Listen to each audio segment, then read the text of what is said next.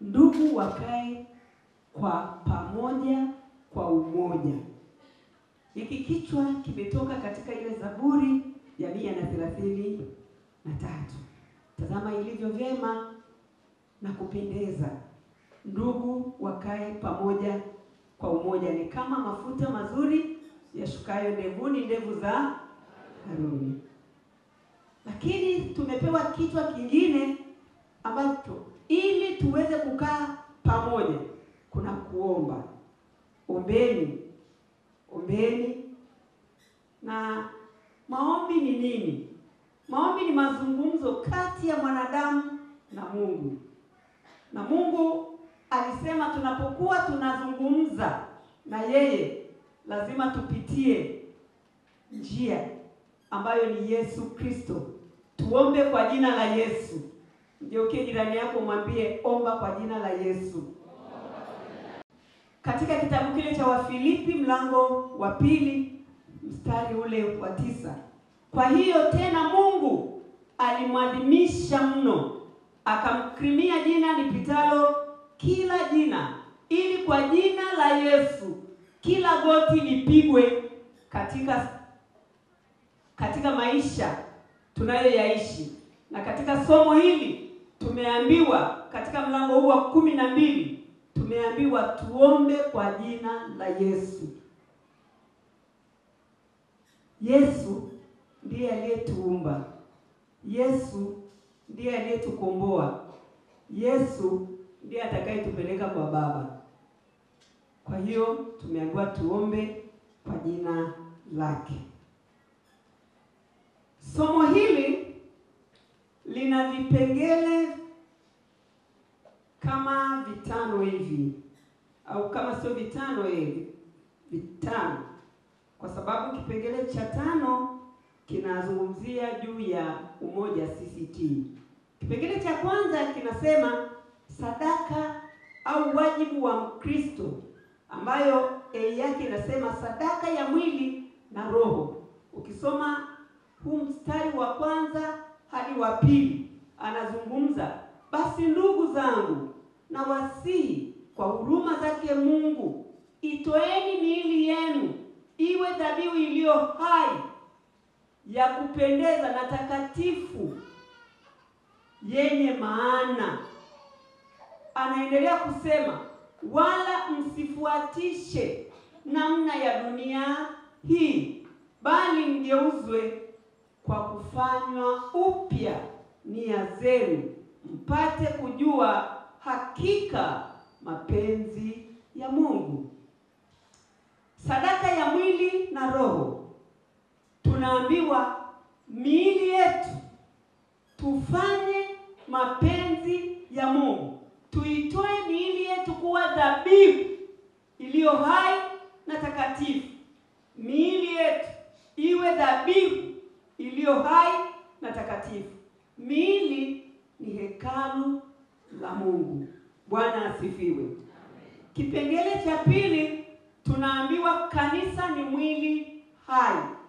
Kanisa ni mwili hai. Kwa maana kama tulivyo na kwa nguvu ya neema ilivyo, Mtume Paulo anasema amejaliwa, na anawaambia msijikadirie kupita kiasi kiwapasacho kujikadiria. Yaani mjikadirie kwa kiasi.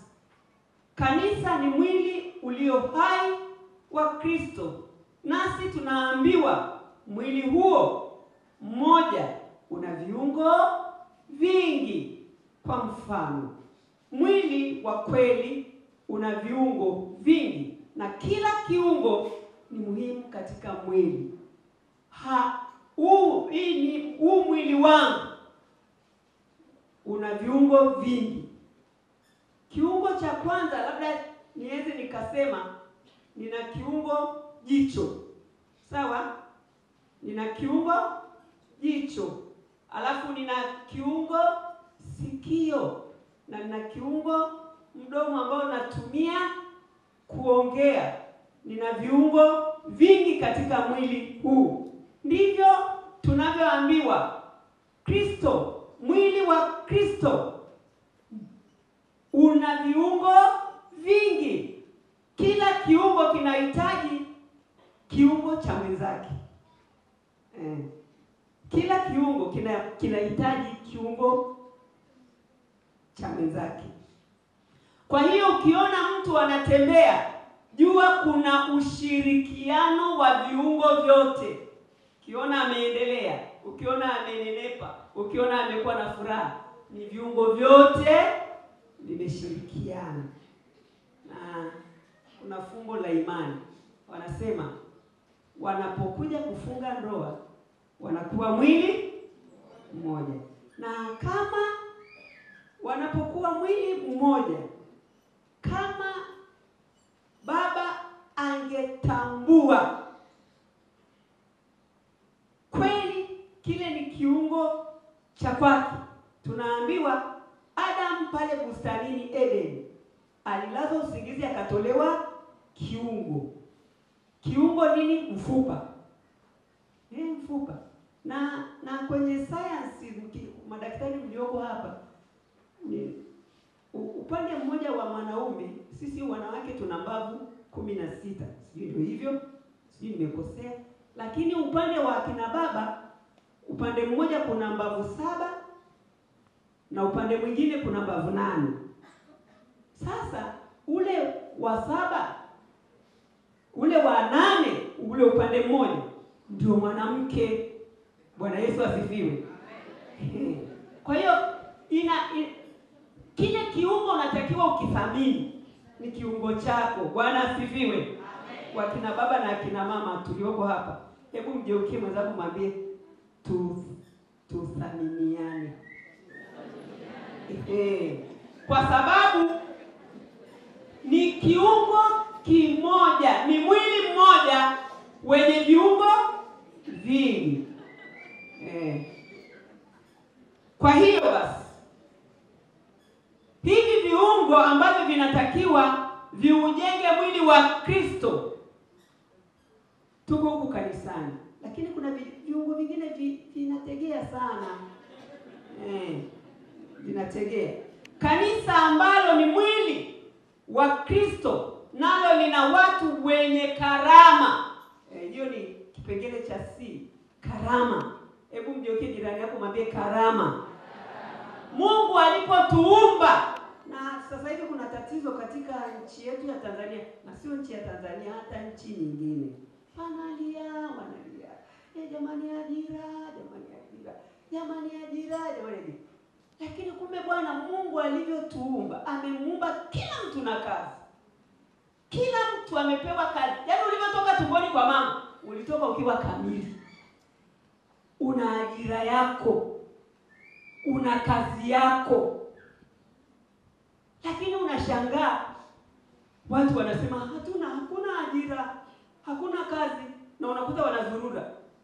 Na ukisoma sio kwa sababu ya nini? Unasoma manake kile kipawa ulichonacho, hiyo ndio ajira yako, hiyo ndio kazi yako uliopewa na Mungu. Ukisoma ukafika mpaka PhD, ile ni ya kukusaidia kukuza hicho kipawa uweze kuendesha project zako. Bwana asifiwe. Amen. Kanisa lina vipawa vingi. Kuna wenzetu wa nje wamefanikiwa baadhi. Wanapozaa watoto huwa wanawawekea makorokocho mengi hapo, wanawekea. Alafu wanamkuza kulingana na kipawa. Wanaangalia huyu, kama kuna magari pale, unamwona kama anapenda magari, anampeleka, anakuwa gereji huko, anakuwa ni fundi magari. Alafu anamwangalia, anaweka mpaka na machepe. Kama huyo ana chepe. Fundi ujenzi huyo. Wanaangalia tena, wanaweka cherehani kule kwa wenzetu. Cherehani. Wakiona huyo anaenda kuwa fundi nguo, designer mkubwa, anashona. Hapa kuna watu ambao wana kazi zao, wamekaa tu. Sina kazi, nimesoma, lakini hamna kazi. Kazi unayo.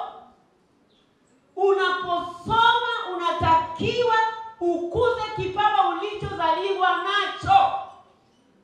Hapa hakuna mtu ambaye ana kazi, wote tuna kazi hapa. Ndio kile jirani yako muulize una kazi gani? Sio kufanya umbea, sio kazi. Hiyo sio kipawa. Mimi na kipawa cha kufanya umbea. Hapana. Mwambie hicho sio kipawa hicho. Hicho ni uharibifu. Huo ni uharibifu. Kwa hiyo una kipawa. Unawekewa jembe, kama wewe ni mkulima, ukienda kulima utapata. Sasa wanapowekewa wale watoto mapema, wanapelekwa kwenye shule zinazoelekea na vipawa vyao. Na ndio maana wenzetu wanaitwa ni matajiri. Sio kwamba ni matajiri kupita sisi, ni matajiri wa ufahamu. Sio wa mali, hata sisi ni matajiri wa mali. Kila mtu ni tajiri kwa sababu Mungu ametupa masaa 24 kule Ulaya na huku. Sivyo? Sasa amekupa pumzi. Kwani kule Ulaya wao wamepewa nini? Si hiyo. Kwa hiyo wasije wakatuita sisi ni maskini. Sisi ni matajiri. Kila mtu aliyeumbwa na Mungu ni tajiri. Bwana asifiwe. Sasa nimesema kuhusiana na hii karama. Kuna wategaji. Ndio maana kanisa letu halikui. Unakuta kabisa yani hapa kuna vipawa vinaumia, vinafanya vipawa vya watu wengine kwa sababu mtu mwingine amegoma kufanya, wakati tumeambiwa tunatakiwa tujenge mwili wa nani? Wa Kristo. Sasa unakuta mtu ana kipawa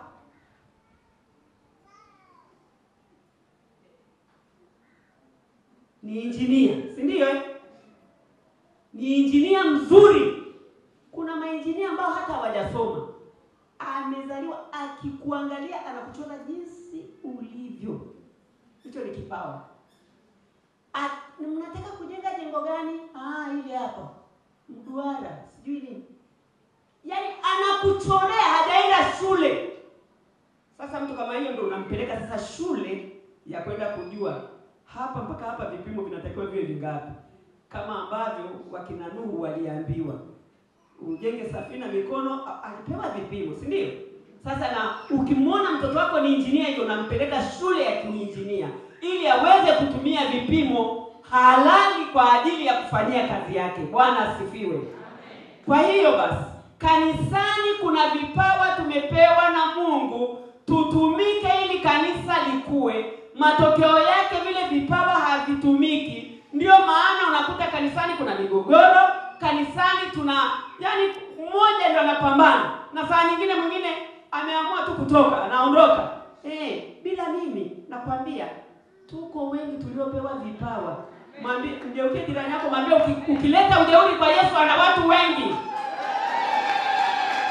Ana watu wengi kwa sababu unaweza ukakuta Mungu ametoa hata utajiri. Ukiona mtu Mungu amekupa hela, sio za kula wewe na mkeo na watoto.